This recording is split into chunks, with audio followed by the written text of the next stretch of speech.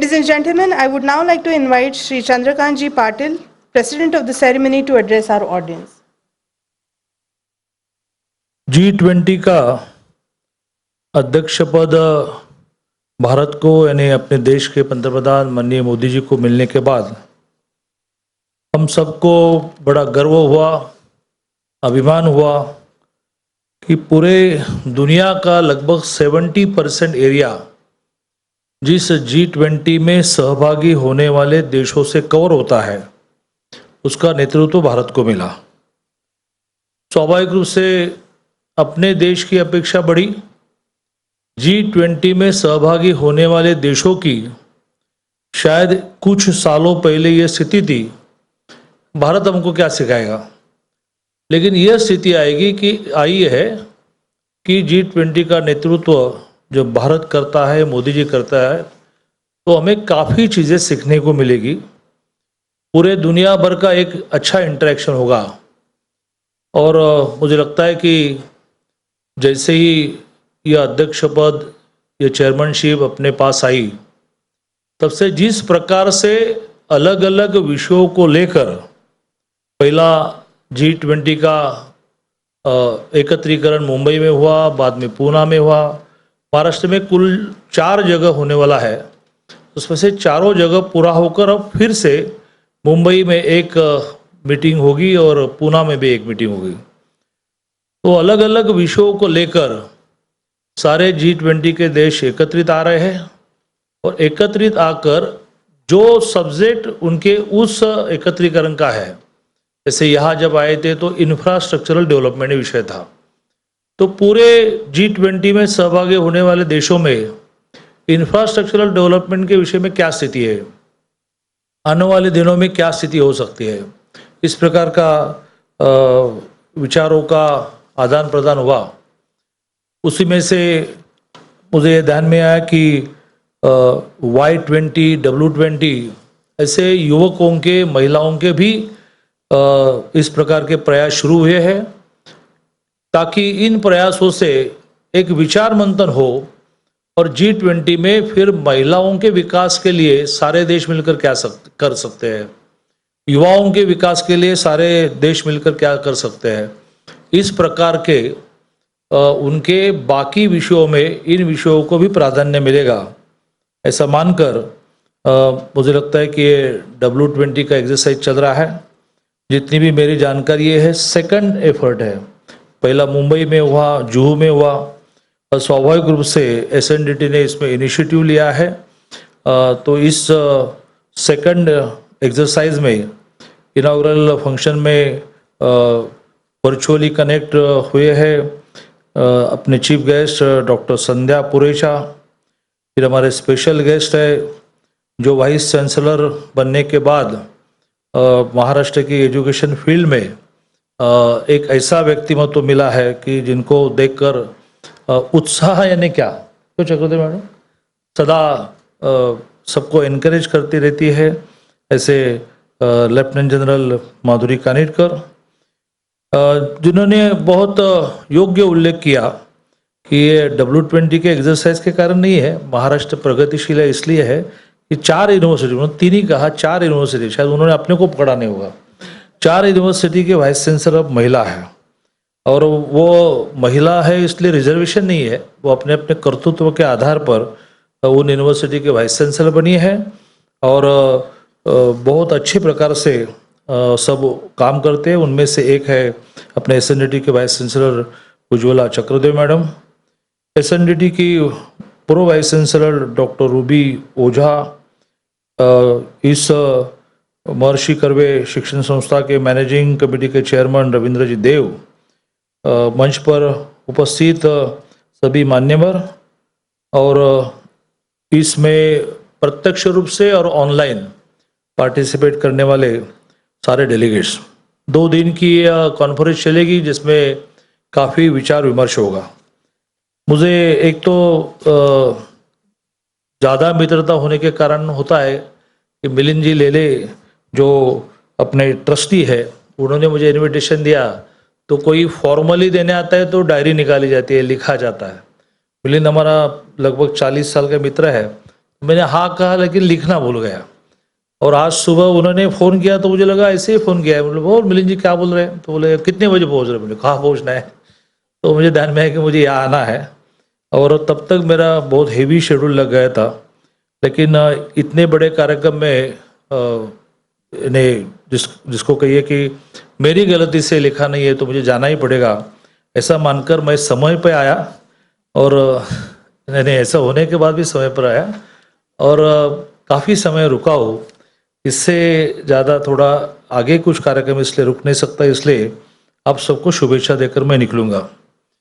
मैं दो तीन शब्दों में कुल मिलाकर वुमेन डेवलपमेंट और ये सारे मूवमेंट की 5000 साल की जो इतिहास है उसको बहुत फास्टली बताकर अब क्या है ये स्थिति पर आऊँगा। मुझे लगता है कि ये स्थिति 5000 साल का जो इतिहास, जिसमें से 3000 साल का इतिहास लिखा नहीं, जिसको पुराण कहते हैं, लेकिन हम विश्वास रखते हैं। जिस 3000 साल में रामायण हुआ, उस 3000 साल में महाभारत हुआ, लेकिन कुछ लोग बोलते हुआ कि नहीं मालूम नहीं, लेकिन अपनी फेथ है कि हुआ है। लेकिन 0 से लेकर 2023 ये तो पूरा लिखा है।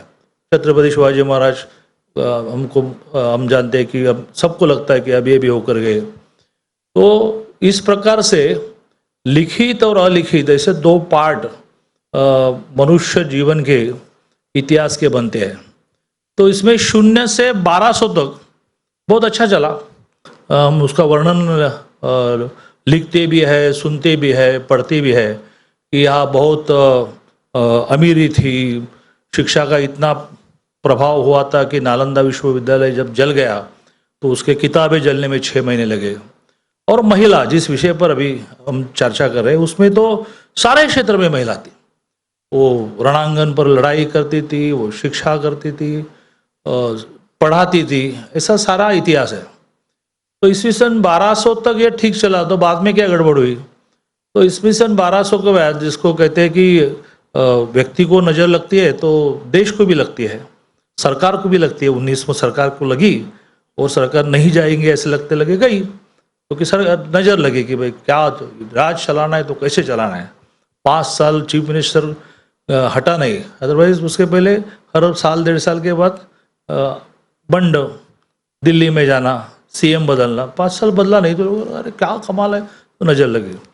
तो ऐसी देश को भी लगी और लगातार आक्रमक आते रहे। बड़ा हिस्सा 500 साल का मुगलों का है, डच है, पोर्तुगीज है। इसमें आने वाले लोगों ने जो स्टडी किया इस देश का, सर इतना अमीर कैसा होगा, इतनी पढ़ाई कैसे हुई, इतने महिलाओं का विकास कैसे हुआ। तो उनको ध्यान में आया कि इस देश यह 2 मुद्दों पर आघात करने से टूट सकता है। एक, इसकी महिला भ्रष्ट करो और इसका देव गॉड भ्रष्ट करो। तो उन्होंने मंदिरों पर अटैक किया, देवों पर अटैक किया और महिलाओं को भ्रष्ट करना शुरू किया। तो भारतीय पुरुष, हिंदू पुरुष टूट गया और फिर ये सारे आक्रामक राज्य करने लगे। तब अपनी महिला ये मानबिंदु होने के कारण उसको बचाने के लिए कहा गया कि आक्रामक आ रहे, भागो भागो, अंदर जाओ, दरवाजा लगाओ। तो उसको बचाने के लिए जो अंदर भेजा, वो 47 के बाद, 75 साल होने के बाद बाहर लाने के लिए हम भूल गए। फिर घूंघट कैसे आया कि आपका सुंदर चेहरा आक्रामक देखेगा, उसको भगा कर लेकर जाएगा, तो आपका चेहरा ढाको उस घूंघट से। तो उसको बचाने के लिए किया और 47 के बाद 75 साल होने के बाद भी ऊपर निकालने के लिए भूल गए। मुझे लगता है कि इसको थोड़ा हम सब लोगों को ने समझना चाहिए कि 75 साल नॉट, ये छोटा पीरियड नहीं है। 75 साल के बाद भी हमको ऐसा ही लग रहा है कि आक्रामक आएंगे और हमारी महिलाओं को उठा कर लेकर जाएंगे। और वो हमने अपने लिए एक कारण ढूंढा है, अपने लिए कारण ढूंढा है, क्योंकि वो घर में रहे तो अच्छा है। तो इसमें बहुत काम करना पड़ेगा, तो ही परसेंटेज ऑफ गर्ल्स स्कूल में आना शुरू हो जाएगा, परसेंटेज ऑफ गर्ल्स से कॉलेजेस में आना शुरू हो जाएगा, यूनिवर्सिटीज़ में आना शुरू हो जाएगा। उन्होंने सिर्फ पढ़ना है अच्छा, क्योंकि अच्छा लड़का मिले, अच्छा लड़का मिलना है तो अच्छा पढ़ाई करनी चाहिए, इतना ही उसके पढ़ने का मतलब नहीं, तो उसको आगे करियर करना है। इस सारे पहले मानसिकता को पहले ठीक करना पड़ेगा। और मुझे लगता है कि W20 में आप बाकी जो डेवलपमेंट हुई है उसके साथ साथ डेवलपमेंट के फोल्ड में वॉल्यूम बढ़ाने के लिए भी काम करना पड़ेगा, ऐसा मुझे लगता है। और ये तो है ही कि नकारार्थी नेगेटिव बोलने की आवश्यकता नहीं, क्योंकि 75 साल में बहुत कुछ हुआ। इसलिए तो हर क्षेत्र में महिला आगे जा रही है। अब महाराष्ट्र में 4 यूनिवर्सिटी के वाइस चांसलर महिला बनी, तो ये अच्छा ही है। इसका परसेंटेज, इसका वॉल्यूम ये न के बराबर है, उसकी गिनती ही नहीं हो सकती, इतना कम है। इसलिए हम सब लोगों को इसमें काम करना पड़ेगा, और हम जो करेंगे उसको अब दुनिया फॉलो करेंगे। फिर से एक बार वो पूरे दुनिया का गुरु भारत, ये स्थिति फिर से आने लगी। लोग अपनी ओर देख रहे हैं कि आप क्या कर रहे हो, आपकी फैमिली सिस्टम क्या है, आपकी महिला क्या करते हैं, आपके तरुण क्या करते हैं। इकोनॉमी के लिए तो देख ही रहे हैं। अब अभी स्टैटिस्टिक ऐसा है कि पूरे दुनिया में लगभग हर कॉरपोरेट ऐसा, लगभग हर कॉरपोरेट जिसका CEO यह भारतीय मूल वंश का है, यानी वो नॉट नेसेसरी भारत में जन्मा होगा, लेकिन ही इज इंडियन, लगभग कॉरपोरेट के CEO का बन गया। और अभी स्थिति आएगी कि इस कॉरपोरेट में जो एम्प्लॉय रहेंगे वो 50% से ज़्यादा भारतीय रहेंगे, क्योंकि ये बहुत तेज है। सबसे महत्व की बात, दुनिया में अब 2 गुणों की जो आवश्यकता है, पोलाइटनेस और सबसे महत्व की बात प्रामाणिकता। तो ये बहुत पोलाइट है, सबकी चिंता करते हैं, अपने कॉरपोरेट में सिर्फ अपना काम करके घर नहीं जाते हैं, पूछते हैं कि भाई 2 घंटा में और रुकूं क्या।